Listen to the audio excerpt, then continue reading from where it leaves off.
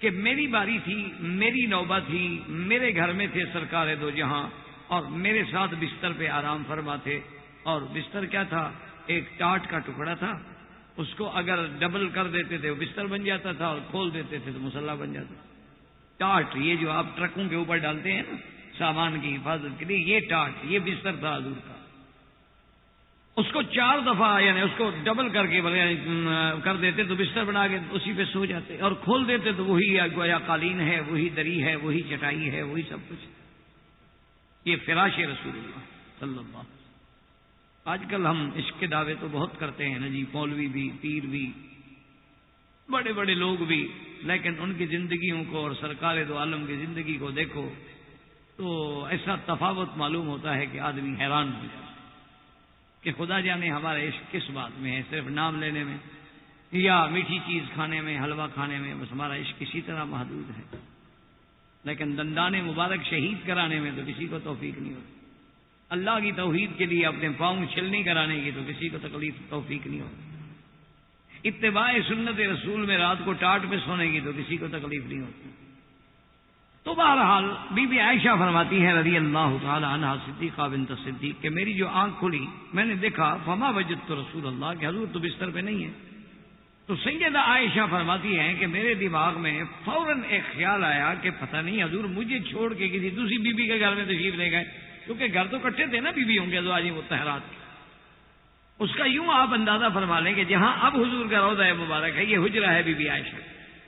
اسی کے ساتھ آگے سارے حجرے تھے لائن میں، جہاں اب صف اول ہوتی ہے اور محراب ہے اور ممبر ہے اور امام کھڑے ہو کے نماز پڑھاتے ہیں، یہ ساری جگہ جو ہے حجرے. یہ حضرت عثمان رضی اللہ تعالیٰ عنہ نے خرید کر کے پھر مسجد میں ملایا تاکہ مسجد کو بڑھا دیا جائے، مسجد چھوٹی ہو گئی. تو گویا کہ ایک حجرے میں دوسرے حجرے میں تشریف لے جانا کو مسئلہ نہیں، درمیان میں تھوڑا سا فاصلہ ہے. تو بی بی عائشہ فرماتی ہیں کہ میرے دماغ میں فوراً ایک خیال آیا کہ شاید اللہ عالم کہ آج حضور کسی دوسری بیوی کے گھر میں تشریف لے گئے، اور میرے لیے بہت بڑا مسئلہ ہوتا ہے. فطری بات ہے نا جی کہ سوکن کے گھر میں اگر شوہر چلا گیا. تو سیدہ عائشہ فرماتی ہے کہ میں فوراً اٹھی اپنے حجرے سے، اور چاندنی تھی اور چاند کھلا ہوا تھا. تو میں نے حضور کے پاؤں کے نشان مبارک دیکھے کہ بھی حضور کہاں تشریف لے گئے. اور ساتھ سیدہ عائشہ یہ بھی وضاحت فرماتی ہے کہ چونکہ ہم قریش خاندان کے لوگ تھے تو بڑے بڑے قبیلے سے ہمارا تعلق تھا، تو ہمارے قبائل میں مال مویشی یہ ہوتے تھے، تو یہ پاؤں دیکھنے کا ہمارے یہاں بہت رواج تھا. تو اس لیے تھوڑی بہت سدھ بدھ مجھے بھی تھی. تو فرماتی ہیں کہ میں نے پاؤں دیکھے اور حضور کے نقش قدم پہ چلی کہ تلاش کروں کہ آخر حضور کہاں تشریف لے گئے. فرماتی ہیں کہ تلاش کرتے کرتے میں آئی تو میں کیا دیکھتی ہوں کہ حضور بقیع الغرقد مدینہ منورہ کا وہ شان والا قبرستان جنت البقیع الغرقد کے دروازے پہ کھڑے ہیں اور دعا مانگ رہے. بی بی عائشہ فرماتی ہیں کہ میں اب چھپ کے حضور کے پیچھے کھڑی ہو گئی کہ چلو اب آ تو گئی ہوں یہاں تک، اب حضور کی دعا میں تو شریک ہو جاؤں، یہ نعمت مجھے پھر کہاں ملے. تو میں چھپ کے کھڑی ہو گئی اور آمین آمین اپنا کہتی رہی اور دعا سنتی رہی. اور حضور تو اپنی دعا میں ہے نا، ہماری دعائیں تو نہیں تھی نا جی کہ دعا بھی مانگتے رہتے ہیں، ماشاءاللہ جوال کے نمبر بھی پڑھ لیتے ہیں، گھنٹی کتنے کی ہے. یہ تو ہماری دعائیں ہیں نا. برزباں تسبیح و در دل گاؤ خر، جیسے بزرگوں نے کہا ہے کہ ہمارا حال تو وہ ہے کہ زبان پہ تو ہوتی ہے تسبیح سبحان اللہ، اور دل میں ہوتا ہے کہ یارو گدھا میرا کہاں ہے، پانی بھی پلایا اس کو کسی نے کہ نہیں. دل میں کھوتے اور زبان پہ تسبیح. اسی لیے پھر کیا اثر ہمارا تو اللہ عالم. آپ کی بات نہیں کر رہا، میں اپنی بات کر رہا ہوں. خدا جانے ہماری نمازیں بھی قبول ہوتی ہیں یا نہیں. کیا ہماری نماز ہے کہ ہم نماز میں کھڑے ہوتے ہیں اور یعنی جو چیزیں یاد نہ آتی ہوں نا وہ بھی ہمیں نماز میں یاد آتی ہیں. اچھا وہ یار وہاں بھی جانا تھا، اچھا اس کا بھی فون آیا تھا، اچھا سب نماز میں آتی، یعنی یہ ہماری نماز ہے. اسی لیے کسی نے کہا تھا نا کہ جی جو کبھی میں سر بسجدہ ہوا تو زمین سے آنے لگی صدا، تیرا دل تو ہے صنم آشنا، تجھے کیا ملے گا نماز، کیا نماز پڑھ. اسی طرح جیسے کسی بزرگ نے کہا ہے کہ میں جب سجدہ کرتا ہوں تو زمین چیختی ہے کہ مرا خراب کر دی کیوں سجدہ ہے ریائی، ریا کے سجدے کر کر کے مجھے تو خراب نہ کرو، کسی اور جگہ جا کے سجدے کرو دکھانے کے لیے. ہمارے تو نہ نمازیں ہیں نہ دعائیں ہیں، یہ تو دعا ہے سرکار دو جہاں کی کہ اس دعا میں اتنی آپ مشغول ہیں، اتنی اس دعا میں، حالانکہ حضور کی صفت ہے کہ جیسے آپ آگے دیکھتے تھے ایسے پیچھے دیکھتے تھے، یعنی یہ حضور کی خصائص میں ہے، حضور کی شان میں ہے، صفات میں ہے کہ سرکار دو جہاں کو اللہ آگے بھی دکھلاتے پیچھے بھی دکھلاتے۔ بی بی عائشہ جی پیچھے کھڑی ہے کہ حضور نہیں دیکھ رہے ہیں کہ وہ دعا میں ہے۔ جب معاملہ اللہ کے ساتھ جڑا ہوا ہو تو پھر کسی کا کیا فکر ہوگا؟ جب انسان کا تعلق خدا سے بن جائے، اسی لیے مالک ابن دینار فرماتے ہیں کہ جس دن میری دعا منظور ہوتی ہے نا مجھے پتہ لگ جاتا۔ تو شاگردوں نے پوچھا کہ حضرت کیسے پتہ لگ جاتا ہے؟ فرمایا کہ جب اللہ سے دعا مانگتے ہوئے مجھے دعا میں لذت آئے اور خوف سے میرے بال کھڑے ہو جائیں اور دل کے اندر رقت پیدا ہو اور آنکھوں سے آنسو چم چم بہ رہے ہوں، میں سمجھتا ہوں کہ اب میری دعا منظور ہو گئی۔ اور جس دن میں بے خیالی میں بس دعا مانگ رہا ہوں، نہ دل دماغ کے ساتھ ہے، نہ دماغ دل کے ساتھ ہے، نہ زبان دل کے ساتھ ہے، بس ایک لفظ ہے نکل رہے ہیں، تو میں سمجھتا ہوں بھی آج کچھ نہیں۔ یہ تو انسان کے اپنے بس میں ہے۔ اسی کو کہتے ہیں علماء کہتے ہیں، اس کو کہتے ہیں صرف توجہ، کہ اپنی توجہ کو کسی طرف صرف کر کے ایک جگہ پہ مرکوز کر دینا۔ یہ ایک اولیاء اللہ کی مصطلحات ہے۔ اس کا بزرگوں نے ایک چھوٹی سی مثال سمجھائی ہے۔ انہوں نے کہا کہ اگر ایک عورت یعنی روٹی پکا رہی ہو، اگر اس کی کامل توجہ اس کی طرف نہ ہو تو یا روٹی جل جائے گی یا ہاتھ جل جائے گا، ایک اصولی سی بات۔ اسی طرح مثلا اگر ایک ڈاکٹر آپریشن کے اندر اس کی کامل توجہ نہ ہو، اللہ معاف کرے تو دل کے بجائے کہیں گردے نکال لے گا۔ دیکھا نہیں کئی دفعہ ہوتا ہے کہ بھئی وہ کینچی اندر بھول گئے، کبھی ٹاول اندر بھول گئے، کبھی دانت دائیں کے بجائے بایاں نکال دیا، کبھی بائیں کے بجائے دایاں نکال دیا، کیوں خیال اس بیچارے کا دوسری طرف ہوتا ہے۔ وہ میرے ایک دوست تھے، تو ایک دن میں جا رہا تھا ہسپتال میں، کافی پرانی بات ہے، کراچی کی بات ہے، تو مجھے اس نے کہا کہ کہاں جا رہے ہیں؟ میں نے کہا میں فلاں ڈاکٹر کے پاس جا رہا ہوں، ذرا چیک اپ کرانا ہے۔ اس نے کہا اس کی نرس بڑی خوبصورت ہے، اس کو ذرا باہر بھجوا دینا جب چیک اپ کرائیں گا۔ میں نے کہا کہ ان کا ڈاکٹر اسی کو دیکھتا رہے گا، تمہارا نسخہ تھوڑا لکھے گا۔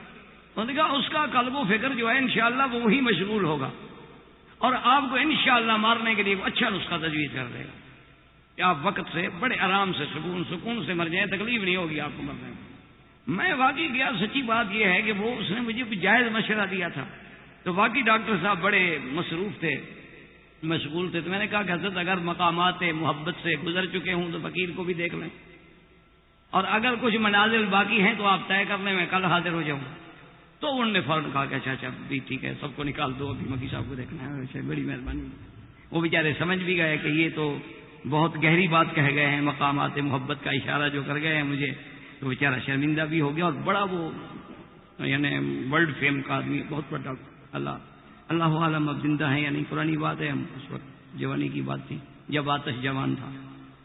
تو بہرحال تو بات یہ ہے، اصولی بات یاد رکھو کہ اگر بغیر توجہ کے روٹی نہیں پک سکتی، بغیر توجہ کے تم ایک ٹیپ ریکارڈر نہیں ٹھیک کر سکتے ہو، بغیر توجہ کے تم ایک اینک نہیں پہن سکتے ہو، بغیر توجہ کے چاہتے ہو اللہ ہماری دعائیں سن لیں، عجیب بات نہیں ہو۔ تم اپنے پہلے توجہات کو، اپنے قلب کو، اپنے فکر کو تو مرکوز کرو نا اس کے دروازے پر، پھر وہ مانگ کے دیکھو، پھر اس مناجات میں لذت دیکھو۔ دیکھو نا آخر کیا بات تھی کہ بوڑھے بوڑھے آدمی، ضعیف آدمی، 90 سال کی عمر تھی، قاری فتح محمد صاحب رحمۃ اللہ علیہ کی، اب کھڑے ہیں 3 گھنٹے ہاتھ اٹھا کے بس دعائیں مانگ رہے ہیں اور آنسو بہ رہے ہیں، رو رہے ہیں، اور 3 گھنٹے۔ ہم جوان آدمی 5 منٹ کے بعد ہم نیچے کر لیں، ٹھیک کر کے پھر ہم شریک ہو جائیں، پھر جب تھک جائیں پھر ہم نیچے کر لیں، وہ تو نہ تھے، دیکھ تو نہیں رہے۔ یہ ہمارا حال ہے، وہ ان کا حال ہے، وجہ کیا ہے آخر؟ علماء نے لکھا ہے کہ جب تم اپنی بیوی سے مشغول گفتگو ہوتے ہو، پھر تو کہتے ہو ٹیلی فون بھی بند کر دوں، گھنٹی نہیں آنی چاہیے، اور اللہ سے مشغول ہوتے وقت تمہیں کوئی خیال نہیں کہ اب مجھے کوئی ڈسٹرب نہ کرے، میرے خیالات جو ہیں وہ ٹوٹ نہ جائیں، تفکرات الجھ نہ جائیں۔ تو جب خدا سے براہ راست بات کرتے ہو تو وہاں یہ خیال کیوں نہیں آتا کہ بھی میں اب ساری دنیا سے کٹ جاؤں؟ اسی کو کہتے ہیں نا حنیفن، اللہ نے فرمایا ولیکن کان حنیفن، کہ میرا ابراہیم حنیفن۔ حنیفن کا کیا معنی ہے؟ سب سے رخ موڑ کے اس سے جوڑنے والا، حنیفن مسلمہ۔ تو جب تک تم اس مقام پہ نہیں آؤ گے تو دعائیں کیسے اثر؟ اور جب اس مقام پہ آ جاؤ گے نا، پھر اس کے خزانے میں بھلا کیا کمی ہے؟ جتنی کائنات مانگ رہی ہے سب کو دے دیں تو اللہ کے خزانے میں کیا کمی ہو جائے گی؟ تو سرکار دو عالم اتنی دعا میں مشغول ہیں، بی بی عائشہ کہتی ہیں میں کھڑی رہی بڑی لمبی دعا کی، تو معلوم ہوا کہ قبرستان پہ جا کے دعا کرنا منع نہیں. اگر منع ہوتا تو سرکار دو عالم کیسے دعا فرما. آپ نے بڑی لمبی دعا کی, بیوی فرماتی ہے میں بھی کھڑی رہی آمین آمین. اب مجھے اندازہ ہو گیا کہ یہ حضور کے آخری ختامی الفاظ ہیں, اب تک تقریباً دعا ختم فرمائیں گے. تو بی بی صاحبہ کہتے ہیں کہ میں جلدی سے تیز تیز دوڑتی ہوئی سیدھی آئی اور اپنے کمرے میں پہنچ کے اور بستر پہ اور اچھی طرح چادر لے لی تاکہ حضور کو شبہ نہ ہو کہ اچھی بیوی ہے, اس کو نعوذ باللہ میرے اوپر شک ہے کہ مجھے تلاش کرتی رہی. میاں اور بیوی کا اعتماد کا ہی تو رشتہ ہے, اگر وہ نہ رہے تو پھر کیا میاں کیا بیوی. اللہ نے میاں اور بیوی کے درمیان اعتماد کا ہی ایک رشتہ رکھا ہے. اگر وہ قائم ہے تو گھر قائم ہے. جس دن اعتماد کو ٹھیس لگ گئی گھر برباد. تو بی بی عائشہ فرماتی ہے میں لیٹ گئی, کہتی ہیں کہ حضور آئے اور آتے ہوئے فوراً میرے سینے پہ ہاتھ رکھا, فوراً میرے سینے پہ ہاتھ رکھا اور فرمایا عائشہ کہیں سے دوڑ کے آ رہی ہو, کیونکہ میں دوڑ کے آئی تھی نا, سینہ تو دھونکڑی کی طرح چل رہا تھا. تو فوراً میرے سینے پہ ہاتھ رکھا اور فرمایا کہ اچھا عائشہ کہیں سے دوڑ کے آ رہی ہو. تو میں اٹھ کے بیٹھ کے میں نے کہا ہاں یا رسول اللہ.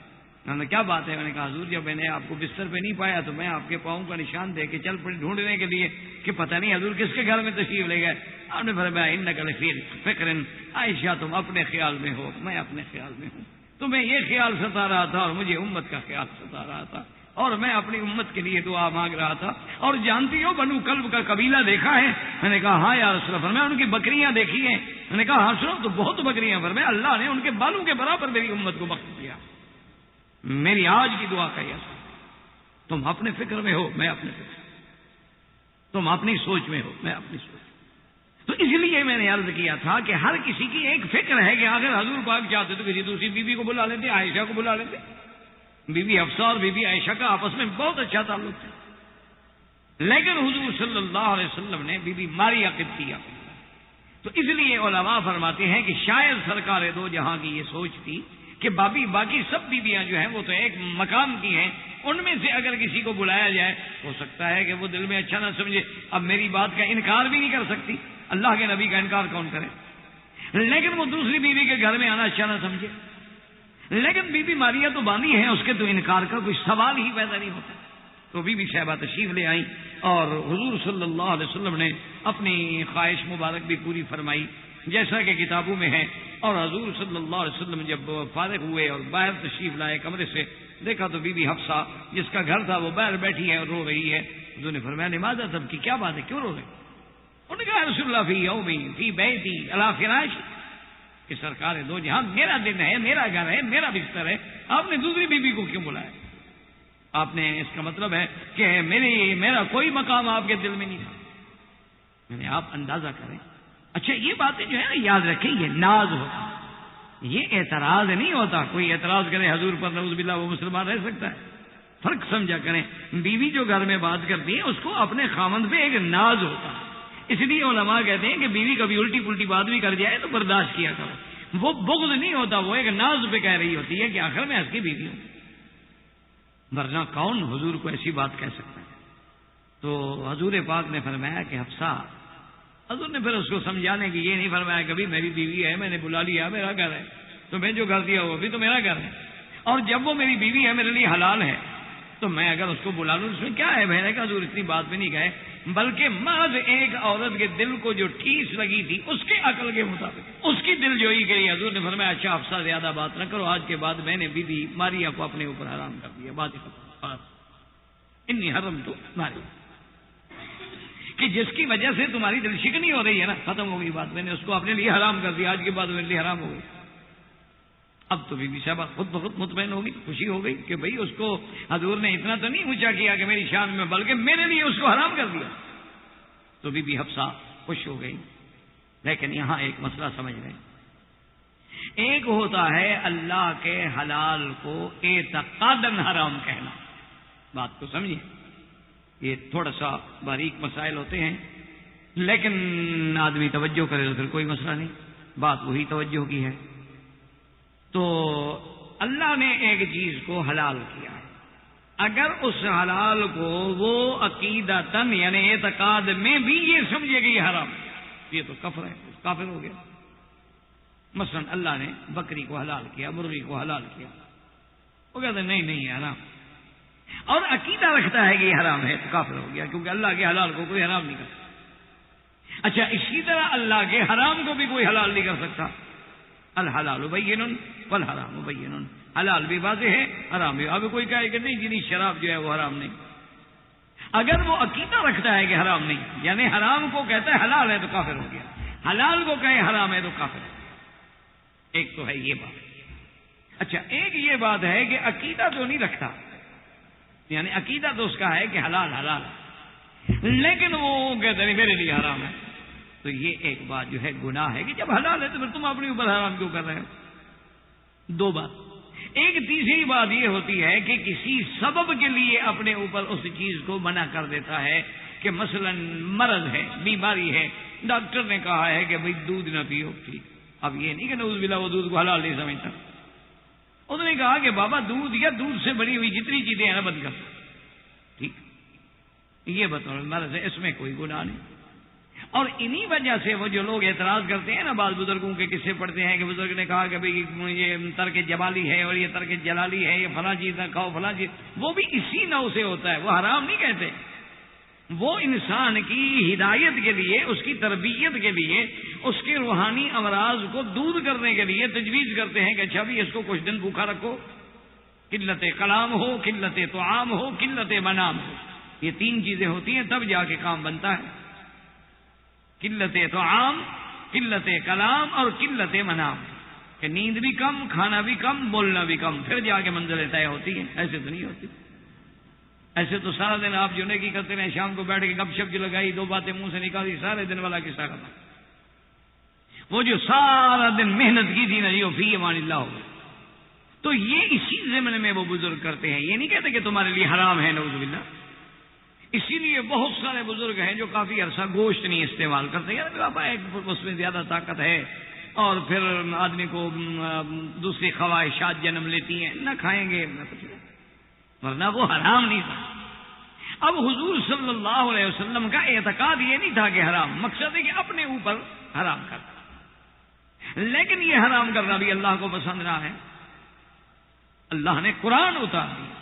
یعنی اب دیکھیں کہ دونوں طرف غور کریں کہ عورت کا اسلام میں کتنا بڑا مقام ہے، کہ ایک عورت کی دل شکنی کو دور کرنے کے لیے اللہ کا پیغمبر ایک دوسری بیوی سے قسم کھا رہے ہیں کہ چلو یہ بیوی ناراض ہو، اس کی دل جوئی ہو جائے، اور اللہ تبارک و تعالیٰ اس کی جو دل شکنی ہو رہی ہے کہ حلال کو حرام کیا جا رہا ہے، جو چیز اللہ نے حلال کر دی تھی اس کو حضور حرام کر رہے ہیں، ایک بیوی کو راضی، اللہ نے قرآن نازل کر دیا کہ جو چیز میں نے آپ پر حلال کی آپ نے حرام کیوں کی، ایک بیوی کو راضی کرنے کے لیے، لیکن دوسری کو جو تکلیف پہنچ رہی ہے، اور اللہ کے حلال کو جو آپ نے حرام کہہ دیا کیوں؟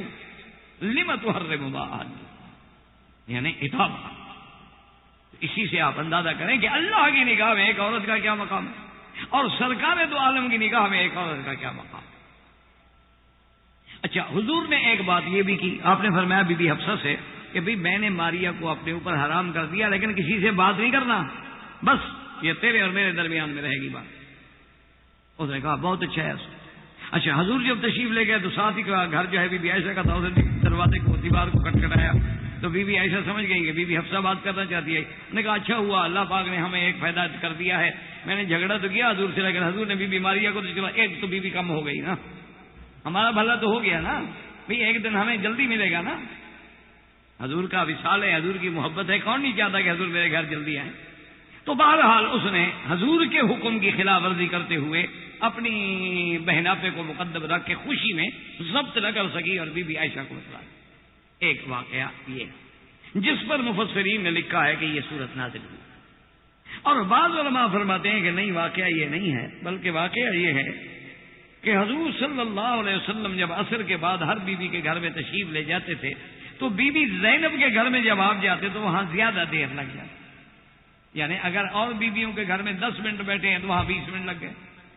جب یہ روز ہونے لگا، کیونکہ یہ تو روز کی بات تھی، روز ہونے لگا تو اب یہ بات Bibi be Aisha, be be Hafsa اور ان کو ناگوار گزری کہ کمال ہے، حضور وہاں زیادہ وقت دے رہے ہیں اور ہمیں تھوڑا وقت دے رہے ہیں۔ اور اس پہ اندازہ کریں یہ فطری باتیں ہیں، اس میں کوئی انہونی والی بات نہیں ہوتی، یہ فطری باتیں ہیں کہ آدمی کی بیویاں جب ہوتی ہیں وہ سچ چاہتی ہیں کہ میرے پاس زیادہ وقت، یہ ایک فطرت ہے، نیچر۔ اور پھر جب شوہر بھی محمد مصطفیٰ ہو تو کون نہیں چاہے گا بلا حضور ایک منٹ میرے پاس زیادہ بیٹھے، جن کا دیکھنا عبادت ہو، جن کا ملنا عبادت ہو، جن کا بولنا عبادت ہو، جن کی بات رحمت ہو، جن کا وجود رحمت ہو، جو سراپا رحمت ہو، ان کے قرب کو کون تلاش نہیں کرے گا؟ تو Bibi be Aisha, be be Hafsa, اور بعض کہتے ہیں کہ اس میں بی بی سودا اور بھی بیویاں شریک ہوئی. ان نے ایک پروگرام بنایا، آپس میں مشورہ کیا. انہوں نے کہا کہ اب ہماری یہ طاقت تو ہے نہیں کہ حضور کو کہیں کہ جی آپ بی بی زینب کے گھر میں زیادہ کیوں بیٹھتے ہیں، لیکن کوئی ہیلا کرتے ہیں، کوئی تدبیر کرتے ہیں، کوئی مشورہ کرتے ہیں تاکہ حضور وہاں نہ بیٹھے زیادہ. پہلے تو پتہ کریں گے وجہ کیا. پتہ لگا کہ بی بی عائشہ کے، بی بی زینب کے گھر میں کسی نے عقہ، یعنی اس وقت یہ ہوتی تھی نا چمڑے کے بنے ہوئے، جیسے عربی میں گربا بھی کہتے ہیں، مشکیدے کہتے ہیں، چھوٹے چھوٹے مشکیدے ہوتے تھے، شہد اس میں ہوتی، گھی بھی اسی میں ہوتے تھے، شہد بھی اسی میں ہوتی. تو کسی نے بی بی زینب کو ہدیہ بھیجی تھی شہد. تو جب حضور تشریف لے جاتے تو حضور صلی اللہ علیہ وسلم کو شہد کا شربت بنا کے پیش کرتے، اور حضور پاک کو شہد کا شربت بہت پسند تھا. بلکہ بعض علماء نے اپنے کتابوں میں یہ معمولات میں بھی لکھا ہے، کیونکہ آپ لوگ تو ماشاءاللہ ڈاکٹر ہیں، معالج ہیں، آپ کے لیے یہ چیزیں مفید بھی ہوں گی، کہ حضور کی عادت مبارکہ تھی طیبہ کی زندگی میں کہ آپ جب سردیوں کا موسم ہوتا تو گرم پانی میں 2 چمچ شہد نوش فرماتے روزانہ باقاعدہ، اور جب گرمیوں کا موسم ہوتا تو ٹھنڈے پانی میں حضور شہد کی شربت کا 1 گلاس نوش فرماتے. تو آج پوری دنیا کی ریسرچ جو ہو رہی ہے، آپ کو پتا ہے کہ شہد کے بارے میں کیا کیا علم آگے بڑھ رہا. تو بہرحال یہ ایک شفا بھی ہے، علاج بھی ہے، اتباع بھی ہے، اس سے بڑی اچھا، اور پھر ایک ایسی چیز بھی ہے کہ جس کا کوئی سائیڈ ایفیکٹ بھی نہیں. ورنہ انسانوں کے بنائے ہوئے تو بڑے سے بڑے قیمتی چیزیں جو ہیں، اللہ کا شکر ہے وہ تو اگر آپ کھلائیں نا انشاءاللہ تو دایاں ہاتھ ٹھیک ہوگا، بایاں ختم ہو جائے گا اللہ کی رحمت سے. خود بیچتے ہیں، بناتے ہیں، 10 سال کے بعد کہتے ہیں کہ اس گولی کو بند کر دو، اس سے کینسر ہوتا ہے. لوگ کے پٹھے 10 سال تک انہوں نے جو کینسر کرایا ہے اس کا کیا علاج ہے؟ ملٹی ملینئر لوگ ہوتے ہیں اور بڑی بڑی کمپنیاں ہیں، فرعون بن کے بیٹھے ہوئے ہیں، لوگ مرتے ہیں، مرنے تو ان کو تو پیسہ دے. انا للہ و انا الیہ راجعون. تو بہرحال اب ان کو پتہ چل گیا کہ حضور شہد پینے کی وجہ سے دیر ہوتی ہے. تو انہوں نے کہا کہ ایسا کرتے ہیں کہ حضور پاک کی طبیعت مبارک ایسی ہے کہ آپ کو خوشبو بڑی پسند ہے. حضور کے تو پسینے سے بھی خوشبو آتی تھی نا، بدن مبارک سے بھی خوشبو آتی تھی، آپ کا تو سراپا خوشبو تھے، لیکن اس کے علاوہ بھی حضور کو خوشبو بہت پسند تھی. حبب الیہ من الدنیا بثلاث. حضور نے فرمایا دنیا کی چیزوں میں مجھے 3 چیزیں بڑی محبوب ہیں. اب 3، سب سے پہلے خوشبو. اور یہ بھی روایات میں ملتا ہے کہ حضور پاک نے جو خوشبو استعمال کی، زیادہ مشک جسے آپ مسک کہتے ہیں، اور امبل اور عود، جو آج کل عرب بھی استعمال کرتے ہیں عود. اچھا، حضور کے زمانے میں بھی عود جو ہے یہ آپ کے انڈیا سے آتا تھا، العود الہندی، یہ معروف تھا حضور کے زمانے میں بھی. یعنی عود بھی انڈیا سے آتا تھا اور تلوار بھی انڈیا سے آتی تھی. یعنی السیف الہندی بھی معروف تھی اور عود بھی انڈیا کا معروف تھا، عود الہندی کے نام سے بڑا معروف. اور آج بھی اس کا ایک مقام ہے اگر صحیح ملے. بہرحال یہ وہ عطر ہیں جو حضور. اچھا، اسی طرح بعض روایات میں گلاب کا ذکر کیا، ورد. تو اب تو خیر کوئی چیز بھی خالص نہیں ملتی، بڑے لوگوں کو مل جاتی ہو تو الگ بات ہے، اور نہ ہم جیسوں کو تو مشکل ہے، کیونکہ جو خالص گلاب ہے طائفی وہ تو کم سے کم 10,000 ریال کا 1 تولہ ہوتا ہے، کون لے گا بھائی. اور عود خالص جو ہے اس کی لکڑی جو ہے 20,000 ریال کلو ہے. عطر جو ہے اچھے یعنی صحیح مقام میں وہ کم سے کم 6,000 ریال کا 1 تولہ، کون لگائے گا؟ یہ ہم جو لگاتے ہیں نا یہ تو مقصد ہے، وہ اصل نہیں ہوتا. یہ تو اللہ جانے کون سا قسم ہوتی ہے، کوئی 1000ویں قسم ہوتی ہے کہ وہ 1 تولے میں 200 تولہ ملا دیتے ہیں، پھر اس کو 600 ریال 1000 ریال تولہ بیچتے ہیں. وہ ہم لے کے خوش ہوتے ہیں کہ اصلی مل گیا ہے. بہرحال انا للہ و انا الیہ راجعون. وہ میں نے ایک دفعہ اخبار میں کارٹون دیکھا تھا کہ ایک آدمی کی کیفیت یہ ہے کہ اللہ یموت فیہا ولا یحیا، نہ مرتا ہے نہ جیتا ہے. تو اس سے پوچھا کہ ابھی کیا ہے؟ اس نے کہا یار خودکشی کرنے کا ارادہ تھا، زہر لے آیا لیکن بدقسمتی سے خالص نہیں تھا. خالص ہوتا تو جلدی مر جاتا نا. اب نہ مرتا ہوں نہ جیتا ہوں، کہ زہر بھی خالص نہیں ملتا جس ملک میں، عطر خالص کہاں ملیں گے؟ اچھا، خدا کی شان ہے کہ بیچنے والے بھی اکثر ہماری برادری مولوی ہوتے ہیں، داڑھی والے، اس لیے ہم اعتبار کر کے بڑا ٹھیک ٹھاک پھنستے ہیں. وہاں ہم کراچی میں جاتے تھے نا، وہاں بھی انشاءاللہ ماشاءاللہ نام بھی ایسے رکھے ہوئے تھے، ماشاءاللہ ایسے داڑیاں دیکھ کے حیران. انڈیا میں، بمبئی میں، دلی میں، لکھنؤ میں، اسی طرح بجنور میں، یہ سارا ہم نے دیکھا ہے ماشاءاللہ. ایک سے ایک ماشاءاللہ بیٹھا ہے فرشتہ. ایسا ہاتھ صاف پھیریں گے انشاءاللہ آپ کو نہ دامن پہ کوئی داغ نہ خنجر پہ کوئی چھینٹ. تم قتل کرو ہو کہ کرامات کرو. یہ وہ لوگ اور پھر ساتھ یہ بھی ضرور کہیں گے حضرت مکی صاحب آپ سے کمال ہے، آپ تو ہمارے عقیدت کی جگہ ہیں حضرت، اور انشاءاللہ 100% جیلی مجھے دیتے ہیں، یہ اللہ کی شان ہے۔ بہرحال تو اگر یہ آپ کو ملیں تو بہرحال جہاں خوشبو ایک اچھی چیز ہے وہاں سنت کو سمجھ کر لگا لیا کر کہ سنت جو ہے اتباع ہے، اور آگے پیچھے نہ صحیح، چونکہ جمعہ کے دن، چونکہ آپ آج کل کا نوجوان تو پرفیوم کا مارا ہوا ہے نا، کلونز کا پرفیومز کا مارا ہوا ہے بیچارہ، وہ تو پرفیوم بھی پھر وہ خریدتا ہے جو کسی عورت کے نام پہ ہو۔ انا للہ، کس کس چیز کو روئیں، پمبا کجا کجا نے ہم تن ہم داغ داغ شد، کوئی ایک داغ ہو تو وہاں زخم تو پمبا رکھیں، جب سر ہر طرف سے اندھیر ہو۔ یہ آپ میری باتیں ایسے نہیں، میں انشاءاللہ کوئی غیر ذمہ داری سے نہیں کرتا، آپ پتہ کر لیں کہ یہ وائٹ ڈائمنڈ جو ہے کس کے نام سے بنایا گیا ہے، بلیو ڈائمنڈ جو ہے کس کے نام سے بنایا گیا ہے، سانتا کلارا جو ہے کس کے نام سے بنایا گیا ہے، لانکومی جو ہے وہ کس کے نام سے بنایا گیا، پیکاسو جو ہے وہ کس کے نام سے بنایا گیا ہے۔ یہ میں ان کے باپ دادے کی اصل تک جب نہ پہنچوں میں تقریر میں وہ بات نہیں کرتا کبھی، میں نے تو پیرس میں جا کے ان کے باپ دادے کے پاس بیٹھ کے پوچھا ہے کہ کیا کرتے ہو، ایسے نہیں کہ وہ جو مرضی ہے منہ سے نکال دو، کیوں مجھے پتا ہوتا ہے کہ ذمہ داری اللہ کے شکر سے یہ بات پتہ نہیں کہاں جائے گی۔ تو بلکہ مجھے ایک دفعہ بڑا یعنی ہنسی بھی آئی، میں امریکہ کی کس جگہ پہ تھا اللہ عالم، ہاسٹل میں تھا یا شکاگو میں تھا، تو ایک بہت بڑے ہال میں وہاں سیمینار تھا، جب اس سے فارغ ہوئے تو کار میں جب ہم سوار ہو رہے تھے تو میرے ساتھ کی کار پہ ایک لڑکی سوار ہو رہی تھی، تو اس نے مجھے بڑے یہاں سے خوش ہو کے کہا کہ مکی صاحب آپ کی تقریر سے اللہ نے ہمارے لیے بہت بہت فائدہ ہوا، بہت بڑی باتیں مجھے سمجھنے میں ملی، اور ایک میک اپ کی چیز میں بھول گئی تھی جو آپ کی تقریر میں آج مجھے یاد آئی ہے، میں ابھی جا کے لوں گی ماشاءاللہ۔ تو میں نے کہا کہ چلو آپ اگر آپ کو اتنا فائدہ ہوا ہے تو میں آپ کو جا کے لے دوں۔ وہ پھر بیچاری پسینہ، اس نے سمجھا ہے مولوی ہے نا، ڈر جائے گا، جب ایسی بات کروں گی تو مولوی صاحب تو گھبرا جائیں گے نا لڑکی کی بات سن کے کہ فیشنیبل لڑکی ویسی بات۔ میں نے کہا نہیں، میں آپ کے ساتھ چل کے لے دیتا ہوں۔ وہ جیسے مولانا ہزاروی رحمۃ اللہ علیہ بیٹھے تھے نا، تو ایک بیگم تھی منسٹر تھی، تو وہ مولویوں کو تنگ کرنا چاہتی تھی کہ یہ داڑھی والے مولوی ہیں نا، تو وہ جب آئی جناب اسمبلی کے حال میں تو فوراً اس نے سب سے ہاتھ ملانا شروع کر دیا، السلام علیکم السلام علیکم۔ مقصد یہ تھا کہ مولوی صاحب کو ذلیل کروں۔ مولانا ہزاروی صاحب کے پاس جب آئی تو مولانا السلام علیکم، مولانا کھڑے ہو کر نے کہا ملنا ہے تو گلے ملو، یہ ہاتھ ملنے کی کیا بات، اگر ملنا ہے اسی طرح گلے سے ملو، گناہ کرنا ہے تو بالعزت گناہ کرے، یہ کیا ہاتھ ملا رہی ہے۔ ایسی ذلیل ہوئی کہ پھر کبھی داڑھی والے کو نہیں چھیڑا، زندگی میں پھر اس کو کبھی توفیق نہیں ہوئی کہ کسی داڑھی والے پہ اعتراض کرے، بالکل ٹھیک ہو گئی، زبان بند ہو گئی اور جا کے پیچھے آرام سے بیٹھ گئی اپنی سیٹ پہ۔ اس نے سمجھا تھا کہ جب مولانا کو ہاتھ دوں گی نا مولانا فضل ہو جائیں گے، گھبرا جائیں گے، میرا تو کام بن گیا نا کہ کیسے میں نے مولوی صاحب کو پریشان کر دیا۔ آگے مولانا ہزاروی اس جیسے کیا ہو جس نے بڑے بڑوں کو چرایا ہوا ہو، تو یہ بیچاری کیا تھی۔ تو باہر صورت کہنے کی بات یہ ہے کہ اب دیکھیں جناب کہ کتنا فکر لڑا دور تک۔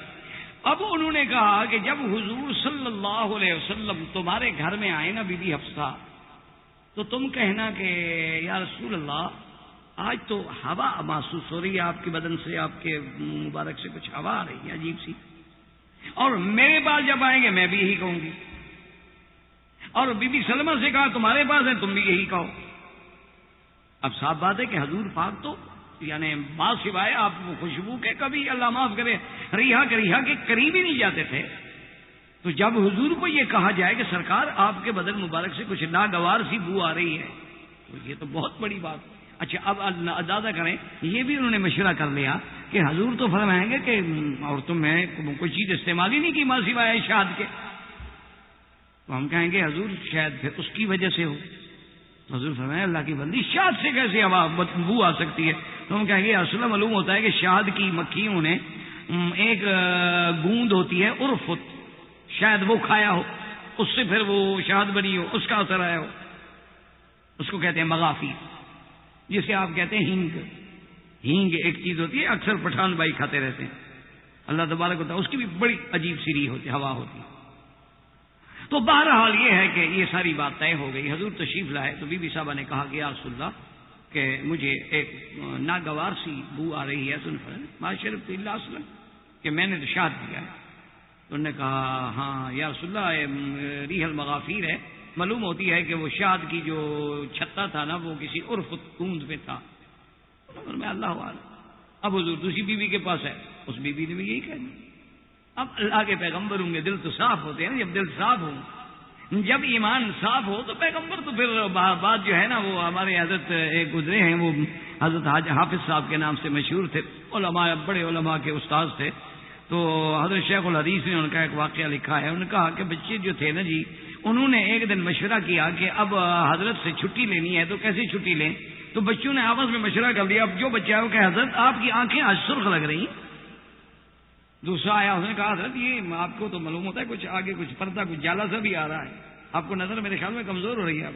تیسرا آیا، چوتھا آیا، انہوں نے کہا حضرت معلوم ہوتا ہے کہ بالکل موتیا تو آپ کی آنکھوں پہ گر رہا، آپ تو بالکل نابینا ہو رہے ہیں. اور شام تک جناب حضرت نابینا ہو کے بیٹھے، آنکھیں بند کر کے میں نابینا ہو گیا. اچھا اب کوئی نابینا نہیں، کچھ نہیں. اب لوگ آ رہے ہیں افسوس کر رہے ہیں، کہتے ہیں بھائی یہ مسلمانوں کے بچے ہیں، مسلمان کا بچہ جھوٹ نہیں بول سکتا. اتنے بچوں نے جو مجھے کہا ہے میں واقعی نابینا ہوں. اب کئی دن لکڑی پکڑے ہوئے رجال، آنکھیں بند ہیں، نابینا ہوگی. کیوں؟ بچے جو کہتے ہیں. یہ ایمان تھا، یہ قلب صفا تھا. ہمارے چونکہ قلب صاف نہیں، ہم اس کو سمجھتے ہیں دیوانگی، ہم اس کو سمجھتے ہیں کہ یہ تو پاگل پن ہے. لیکن یہ ان کے ایمان میں یہ تصور نہیں آ سکتا تھا کہ ایک بچہ مسلمان کا بیٹا جھوٹ بولے گا. انہوں نے ہمارے بیٹے نہیں دیکھے، انہیں باپ کو بیچ ڈالیں. وہ اپنے دور کے بچوں کو یہی سمجھتے ہوں گے بیچارے. آج کل تو ماشاءاللہ بیٹا جو ہے وہ باپ سے بھی 10 قدم آگے ہوتا ہے. تو بہر صورت یہ ہے کہ حضور پاک نے فرمایا ایسی بات ہے. انہوں نے کہا یا رسول اللہ انی لا ادری مغافیر، مغافیر کی ہوا آ رہی ہے. آپ نے فرمایا ما شربت الا عسلا. نے کہا اصل اکلت العرفت، ہو سکتا ہے عرفت کھایا. حضور نے فرمایا کہ آج کے بعد میں نے شہد حرام کر اور قسم کھا لی کہ میں شہد نہیں پیتا. اب چپ ہو گئی بات. اللہ نے قرآن نازل کیا کہ یا میرے نبی لم تحرم ما احل اللہ، آپ نے اس چیز کو حرام کیوں کیا جس کو ہم نے حلال کیا؟ محض اپنی بیویوں کے رضامندی کے لیے. یعنی اللہ کے نبی نے ایک بات جو بیوی نے کہی دوسری نے کہی، یعنی عورت کا اتنا دل میں قدر ہے، اتنا احترام ہے کہ ان کو دل شکنی نہ ہو چلو میں آج کے بعد شاد نہیں پیوں. لیکن اللہ تبارک و تعالیٰ نے یہ صورت تحریم جو ہے وہ نازل. اب جناب دیکھیں، لیکن پھر یہ شان خداوندی ہے کہ تحریم، صورت تحریم میں عتاب بھی ہے لیکن ساتھ لطف و کرم بھی ہے کہ یا ایھا النبی لم تحرم ما، یا ایھا النبی خطاب جو ہے وہ خطاب ہے. یعنی اللہ نے یہ نہیں کہا کہ یا محمد، ورنہ ہر پیغمبر کا جو خطاب آتا ہے یا آدم اسکن، یا عیسی ابن مریم انت قلت للناس اتخذونی، بالکل خطاب یا داؤد. لیکن یہ شان محمد مصطفیٰ ہے کہ جب بھی میرا مولا خطاب فرماتے ہیں تو آپ کے القاب کے ساتھ، شان کے ساتھ، کبھی یا ایھا النبی، کبھی یا ایھا الرسول، کبھی یا ایھا المزمل، کبھی یا ایھا المدثر. تو یہاں عتاب کا موقع تھا، یہاں تو اللہ نام لیتے ہیں کہ نہیں یا ایھا النبی، کہ لطف بھی ہے اور ساتھ عتاب بھی ہے، لطف و کرم بھی ہے اور عتاب. کہ لم تحرم ما احل اللہ لک تبتغی مرضات ازواجک. اور آگے یہ بھی بتا دیا واللہ غفور الرحیم، اللہ بخشنے والے ہیں، مہربان ہیں. آپ کو یہ قسم نہیں کھانی چاہیے تھی، آپ کو حلال کو حرام نہیں کہنا چاہیے تھا، لیکن ہم معاف کر چکے ہیں اس لیے کہ ہم بخشنے والے، ہم مہربان. اب اسی طرح یاد رکھیں کہ اسی ضمن میں ایک واقعہ آتا ہے کہ بی بی حفصہ نے جب یہ راز افشا کر دیا، بی بی عائشہ کو بتا دیا، تو سرکار دو جہاں ناراض. اسی کو اللہ نے اسی قرآن میں بھی فرمایا کہ جب اللہ کے نبی نے اپنی بیوی سے ایک راز کی بات کی لیکن بیوی کہہ بیٹھی. اب اللہ نے آپ کو جب مطلع کیا اور حضور نے فرمایا کہ آپ نے ایسا کیوں کیا؟ قالت من انبا کہا تھا. انہوں نے کہا یا رسول اللہ آپ کو کیسے پتہ چلا؟ یہ تو میرے اور عائشہ کے درمیان کی بات. قال نبأنی العلیم الخبیر، مجھے اس نے خبر دی ہے جو علم والا ہے اور جاننے والا. اب دیکھیں پھر عورت کا مقام اسلام میں. حضور غصہ آیا اور آپ نے بی بی حفصہ کو طلاق کہ میرا راز تم نے کیوں کھول دیا؟ کیونکہ بیوی جو ہے وہ اپنے شوہر کے رازوں کی امین ہوتی ہے. یہ نہیں ہوتا کہ وہ دوسری عورتوں کے سامنے باتیں کرتی رہے گھر کی. اور جب شوہر ایک بات کی پابندی بھی لگا دے کہ یہ بات کسی سے نہیں کہنی تو پھر تو اور ذمہ داری بڑھ جاتی ہے. تو حضور صلی اللہ علیہ وسلم نے روایات حدیث میں آتا ہے طلقہا، آپ نے طلاق دے دی. اب جناب آپ دیکھیں کہ آج یورپ کی نظر میں بھی عورت کا مقام دیکھیں اور اسلام کی نظر میں بھی عورت کا مقام دیکھیں. حالانکہ طلاق دینا بھی حضور کا حق ہے، اللہ نے جہاں نکاح کی اجازت دی وہاں طلاق کی بھی اجازت دی. لیکن جبریل علیہ السلام آئے بطور خاص حضور کی خدمت میں، جبریل علیہ السلام آئے حضور کی خدمت میں اور آ کے کہا فراجعھا یا رسول اللہ آپ رجوع کریں بی بی حفصہ کی طلاق سے. انہا صوامۃ قوامۃ، وہ تو روزے رکھنے والی، رات کو عبادت کرنے والی بیوی ہے، وہ تو اللہ کو اتنی پسند ہے، مہربانی کر کے طلاق واپس لیں. یعنی آپ اندازہ کریں کہ اللہ کا فرشتہ جبریل جو وحی لے کے آتے ہیں وہ بی بی حفصہ کی طلاق واپس کرانے کے لیے حضور کی خدمت پہ آ رہا کہ حضور رجوع کریں.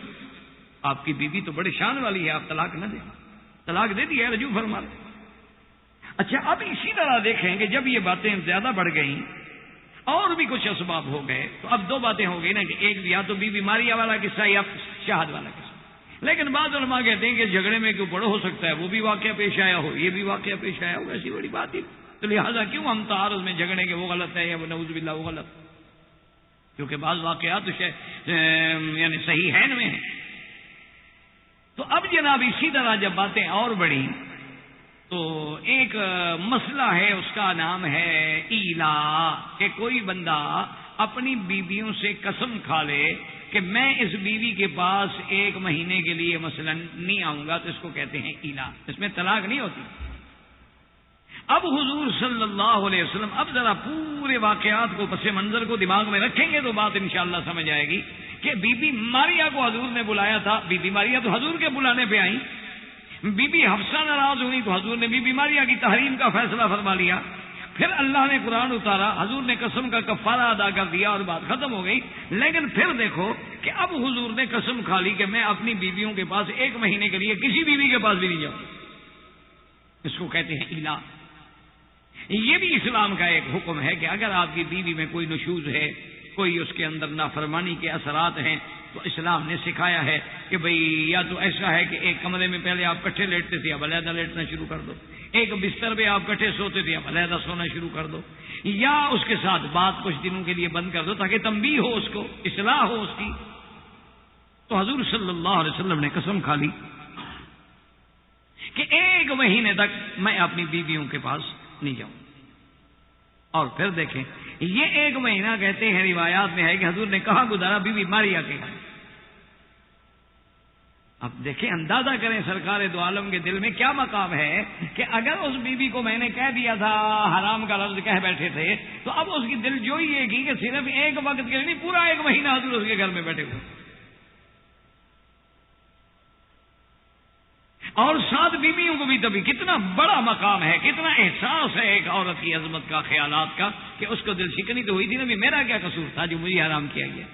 مجھے تو حضور نے بلایا, میں حاضر ہو گئی, میرا آخر کیا گناہ تھا. تو حضور نے بجائے اس 1 گھنٹے کے 1 مہینہ اس کے گھر میں بیٹھنے کا فیصلہ کر لیا کہ کسی بیوی کے گھر میں نہیں جائیں گے, پورا 1 مہینہ اس کے پاس ہے.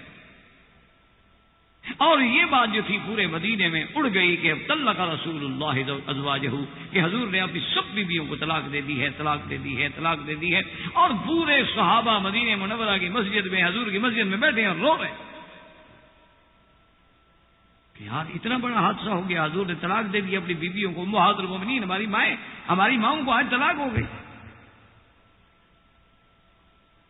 جن کو احساس ہوتا ہے, جن کو قدر ہوتی ہے, ان کو پتا ہوتا ہے نا کہ ماں پر طلاق کا کیسا مقام ہوتا ہے, کیسا وقت ہوتا ہے. حضرت عمر رضی اللہ تعالی عنہ کو پتہ چلا تو آپ سیدھے بی بی حفصہ کے گھر میں, اپنی بیٹی کے گھر میں.